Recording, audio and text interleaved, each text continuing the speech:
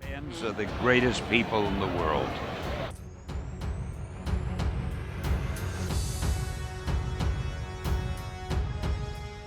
Much entertainment return for your dollar.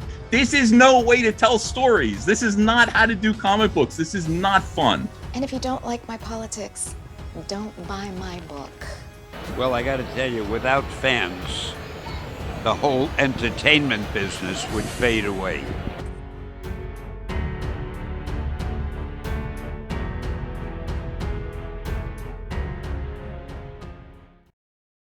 Hey, this is Pops. I know I'm a little late, but under the weather a little bit. Got a little sinus infection kind of slowing me down, but I wanted to finish up my thoughts on Nightfall. I'm not really going to do much for the after, what happens after. Maybe I'll get into that sometime next year, but the Night's End, Night Quest, and Azrael becoming Batman and the pushback. I didn't mind any of that. I loved it. I enjoyed it. But I find a lot of that to have a lot less depth than the lead up to Bane breaking Batman's back. So probably have to go back and maybe pick out a few moments maybe on what happens after Nightfall, the fallout of Nightfall, if you will. So maybe I'll do that in January just to kind of have sort of a bookend, if you will, of this great story. 30 years, man. This is crazy. I just kind of want to really just fine tune on a few high moments and things like that. We've touched on a few of these moments. I want to make sure we hit it again because people in large part think of Bane as just muscling his way in to defeat Batman. It was more like he's the guy that just won. When in fact, this constant degradation of Batman's health is very key to what's actually happening here. So this was a moment in an issue I believe we already talked about as he goes back out. And he's immediately back out trying to deal with the next criminal as Bane is monitoring everything and things like that. Scarecrow, of course, is brought into the mix. And he kind of has a partnership with Joker that you're going to see here in a moment. That kind of goes pretty well for both of them in a lot of ways until it doesn't. So that's kind of this is just that this next phase where they basically target the mayor, and in doing so, by targeting the mayor, they're able to they create even more chaos. So, in addition to Bane, you do have moments like this where each of the criminal masterminds are doing their own thing. They're creating chaos. So imagine Batman's world where he's got this long laundry list of his rogues that are running free. He has Bane, which he knows very little about. He hasn't had a moment of pause to even evaluate what he's actually up against. I will say there's moments that I don't care for, which we will see here in a moment. I think where you start to see Batman sort of like not behaving like himself. He's rough on Tim. Firefly is still at large, and this is the Batman versus Firefly. Yeah, this is one of those moments of, I'm taking this one alone. I don't like this. You barely escape Killer Croc and Bane. It's like this go it alone sort of mindset, right? So I didn't care for that because it's almost like, but you know what? That is part of it, right? This is that post Jason Todd's death era where we go through different stages of what Batman's life is like after losing a Robin. And even though it's been a couple years, we feel very connected to that journey and the pain that he has gone through. And this back and forth that he has with Tim is in large part rooted in those scars. So I liked all that. So when you go through these issues, and again, this is more the chaos, right? So if you're not reading all the issues, this is kind of a little bit kind of out of the norm. Like, what is actually going on in this scene, right? So in this scene, if you remember, we haven't seen him for a minute. Ventriloquist is still at large. Here he has Sacco on his right hand, and he now has Ducky on his left hand, and they are now holding someone hostage to find out where Scarface is. So if you remember Scarface, notice that we have Ducky, then he switches to a police, right? So the ventriloquist is still searching for Scarface. Okay.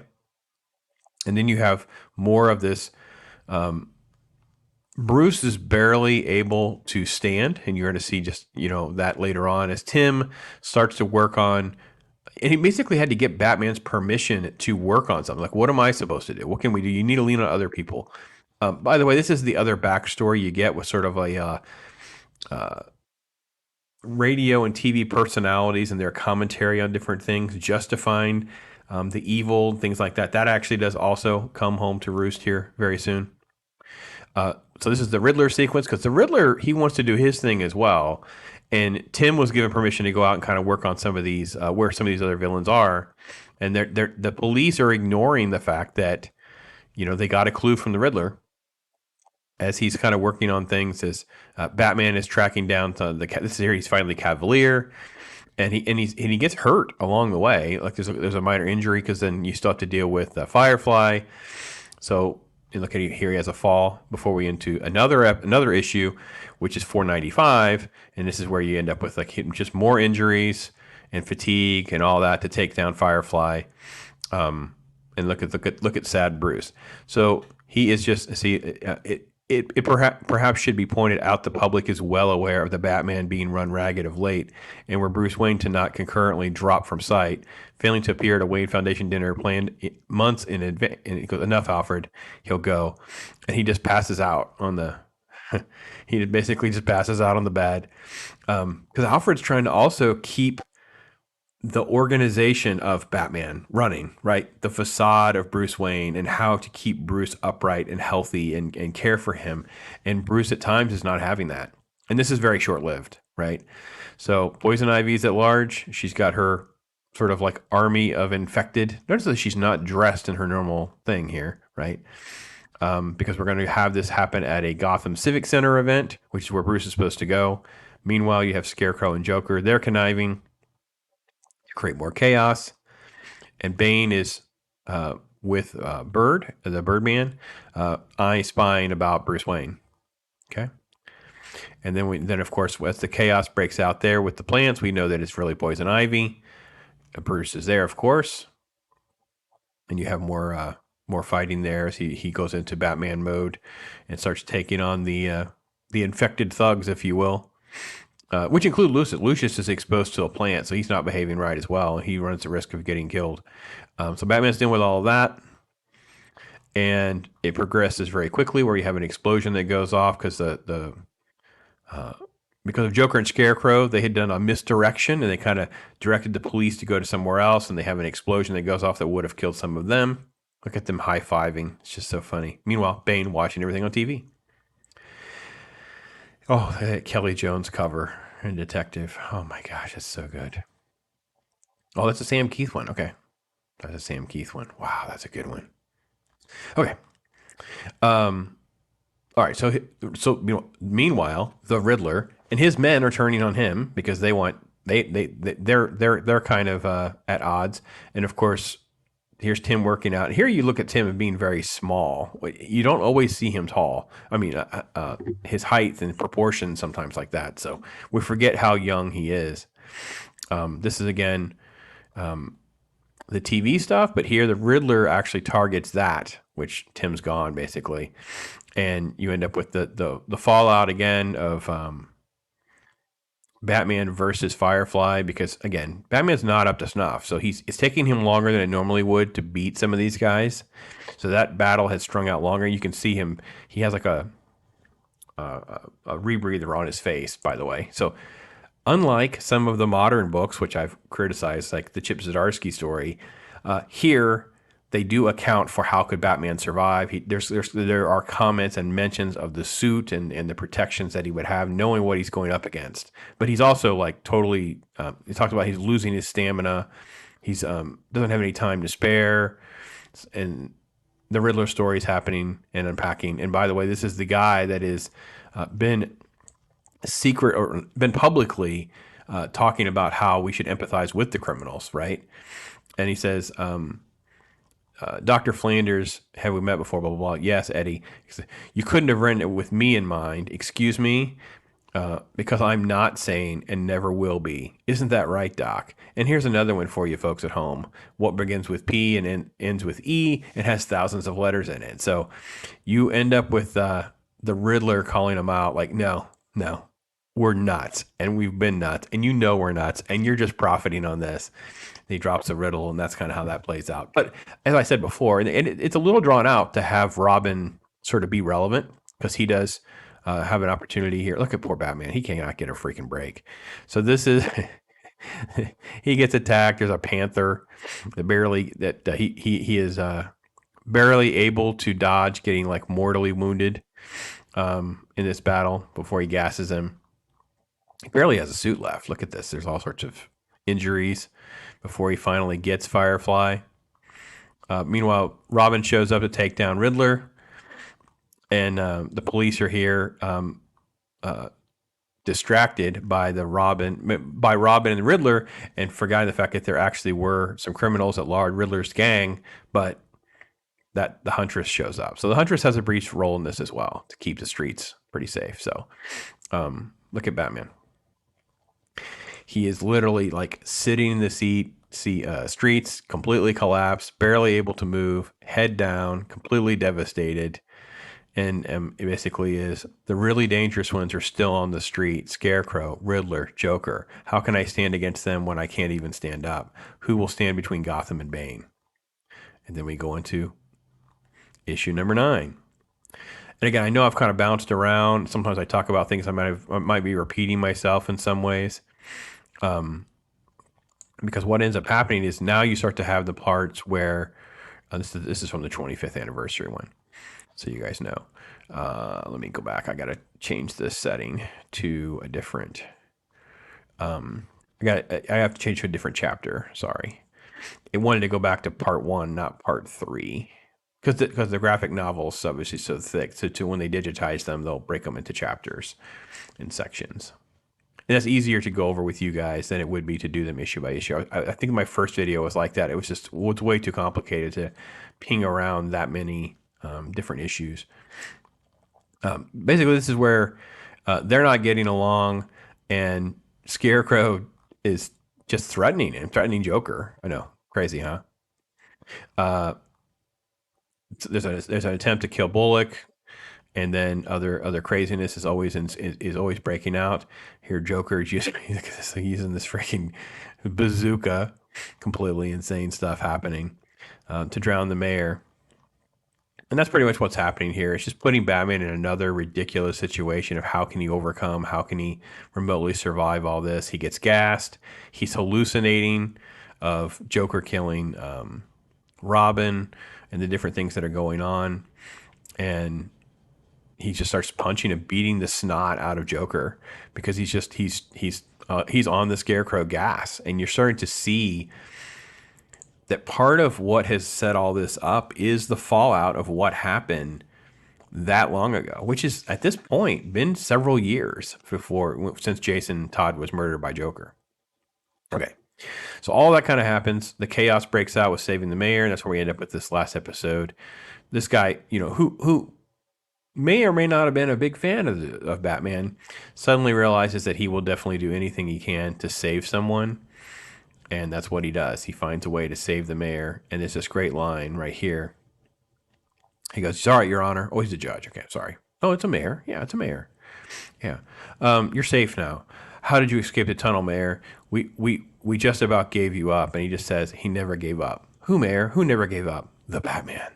He doesn't know what it means to surrender. Now look at him, barely able to move. His vision's blurring, lightheaded, starting to have shakes. Used myself opening up the hatch. He can barely get around. So Bane's cronies are now closing in. Okay? Meanwhile, cut to the ventriloquist who we mentioned a little while ago. He shows up at the impound and he finds Scarface. Okay? Here's Batman. Look at that.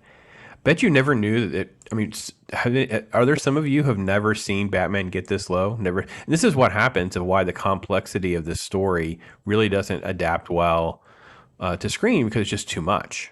There's just too much going on. Because now you end up with pages and pages of Bane's goons basically just attacking Batman at all, in different angles physically, and then more about agility. But look at this. Look at that beautiful art. Look at that. That never gets adapted properly. Anyway, it was a distraction. Batman's, he's won up everything. Here's Birdman. So that's going on. So basically Batman does triumph and overcome. But when he does, he is like completely, he's cut up, he's beat up, can't wear the costume. Where's Alfred? Alfred, I left him alone. It's not your underling I want. That voice. It's him. It is you, Bane. right there waiting for him. And then you end up with the famous issue 497, the breaking of the bat. I know this took a long time to get there, right?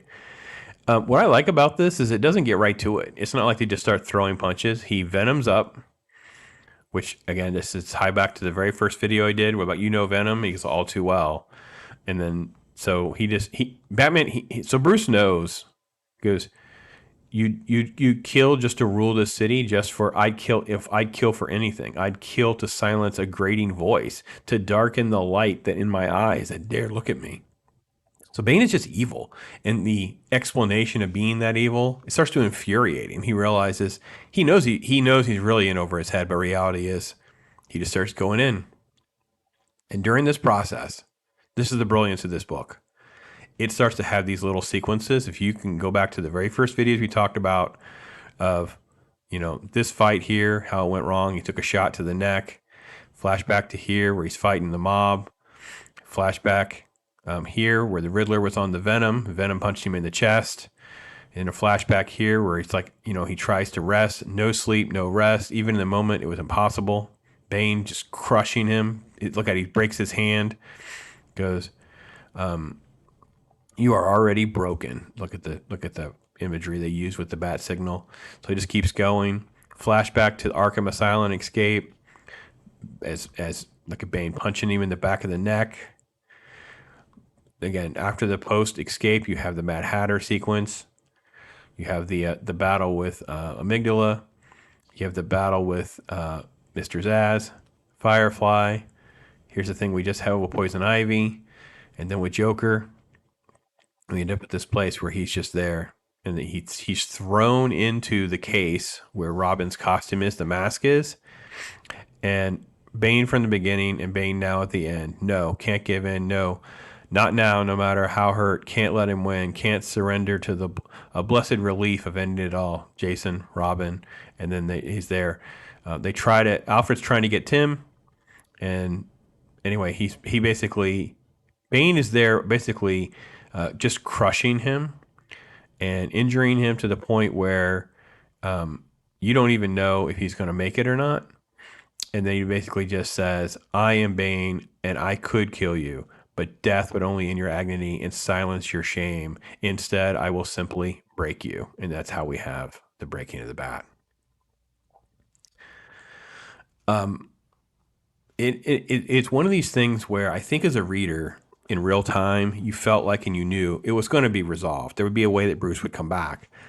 But you also felt like you were painfully going through that journey with him. You were painfully trying to deal with these villains. The Gotham is burning, the fall of the city, all these different things. You feel it because it was so tediously and meticulously put together and thought out of how to make you believe this would be the way you would have to be Batman. This would be the way he would win. He wouldn't win because he was outsmarted or whatever. He would just win by this slow degradation, almost like this metaphor of America, right? It can only be defeated from within.